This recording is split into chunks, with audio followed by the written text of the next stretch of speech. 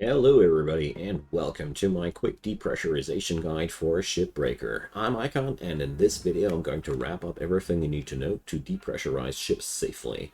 In this video we're going to work on a Javelin of Hazard Class 8. I picked up the Javelin because it's a nice ship to work on. It has two sides that can be pressurized, and we're going to work with that. Okay, so I'm also going to cover in this video the safe way to depressurize ships and the non-safe way to depressurize ships, because sometimes you simply have to. So second half is the non-safe, first half is the safe way. There's a timestamp down below where each part of the video starts, so let's get right into that. So first things first, we'll have to get on in there. Check out where the airlock's at. The scanner will help you with that. And for for pressure, first off, whenever you see an airlock with a blue panel, that means there's pressure on it. Blue is the color of pressure, just remember that. Red panels are the ones that you want to work with because red means no pressure at all. So what we're doing here right now is removing the pressure outside of the airlock, and now we're increasing the pressure everywhere else again. So inside a pressurized room, you'll be not using up O2. So that's a neat thing. With some upgrades, you can even replenish O2. The easy and safe way to remove the pressure now is to toggle the atmosphere regulator. Then the pressure goes out, and that's the first step. It goes further than that, though. So as you see here, this panel is now blue. And if you'd put up your stinger, you'd be seeing, you see here, that danger thing. That means there's pressure inside the airlock. So your job after toggling the atmosphere regulator is to open all the doors, especially the ones with a blue panel on the side. But really, open all the doors, because that can happen. When that happens, sometimes there's some air inside the ship even though you have depressurized it correctly. You just press on X or Z, whatever is more of your favorite, to hold on fast with that glove to the wall, and that the air suction won't do anything to you. So as you see here, we have two doors that are still pressurized. This is an open door, so we don't need to worry about that. So let's get on in there and see what we can do here. And, with the scanner, you can also check out which part of the ship you're entering and the like. I'm personally not a big fan of the scanner in general. And let's get on in there. And now, this is one of the cockpit sections. We're now looking for the atmosphere regulator once more. But, as we see here, this is hardly going to do us any favor. Okay, so this is one of those spots where we have to depressurize unsafely, because the toggle unit is destroyed. We can't do this. So we'll leave that door for later, and let's check out that door now. Open up that door. And that's the exit. So when we check out this door now, there's danger behind that, even though that panel is red. That's the only exception of the rules I've set up so far. Okay, so let's get on outside. So this is all you need to know to depressurize ships safely. Seriously, you just look for the blue panels. You open the airlocks there. You search for the atmosphere regulator. You toggle that, and then open all the doors behind you. That's really important because those small pockets of air inside the airlocks can really ruin your day if they come up and bite you from the rear. But as you saw there, there's now also the situation where you can't depressurize something, and that's where we start out with the part of the unsafe depressurization. So this part of the ship here is still under pressure. It's not that clearly visible until you hit some place where here. So as you see here, there's danger again. So there's pressure inside.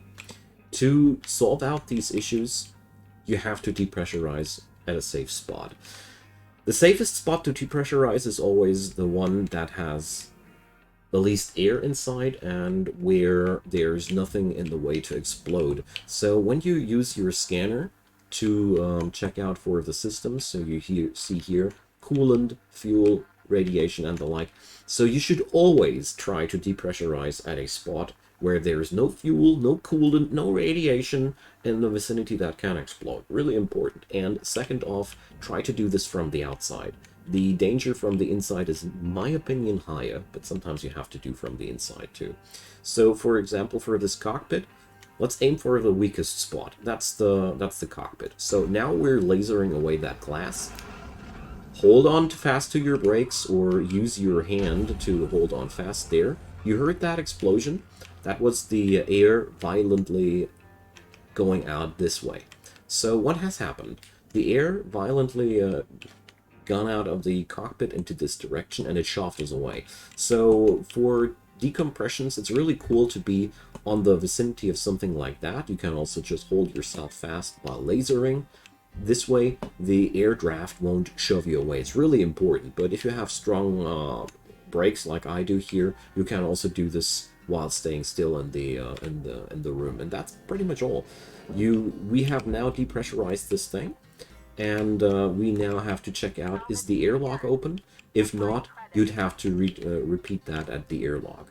To do these kinds of depressurizations, it's really important that you look for a safe spot to punch a hole to the pressure, basically.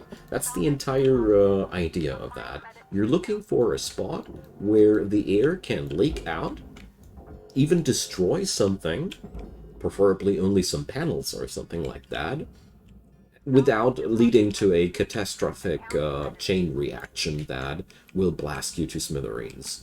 So if you'd be, for example, violently depressurizing in the vicinity of a reactor, the air stream could even pick up the reactor and lift it out of its socket, cause an early meltdown. All manner of nasty things could happen, or fuel tanks could just be blasted away. You get the idea. You generally want to stay away from safety, from hazard goods as far as possible when you're going for violent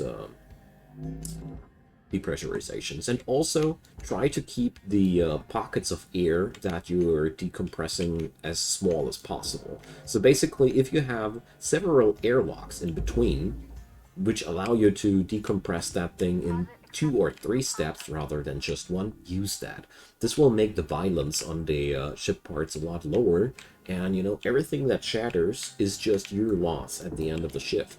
So that's pretty much everything I have to say about depressurization. I hope it helps you guys. So I just want to add, at the end of this video, you can basically depressurize every ship even without those atmospheric regulators, if you pull it off smart.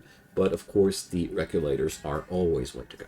Always go for the regulators if you can, and carefully pave your way when you can, in a way that you always try to put that on the smallest risk as possible. All right, guys, I don't have much more to say about that. I thank you so much for watching. Drop me your comments down below. If you have any neat tricks that you want to add into this, feel free to. I'd love to have more ideas and things. There's, after all, a lot to discover. Leave a thumbs up on the video if you enjoyed, and of course, consider subscribing. There's daily videos coming up from me. Also, in the description box, you will find my Twitch channel, where I stream quite regularly, my Discord community, where you can find like-minded gamers, and myself included, and last but not least, check out the other links for direct support, because, you know, I will never do paywalled content. My content is always going to be free, therefore I cannot use all the support I can get. So, thanks so much for watching this video up to this point, and have a wonderful day. Goodbye.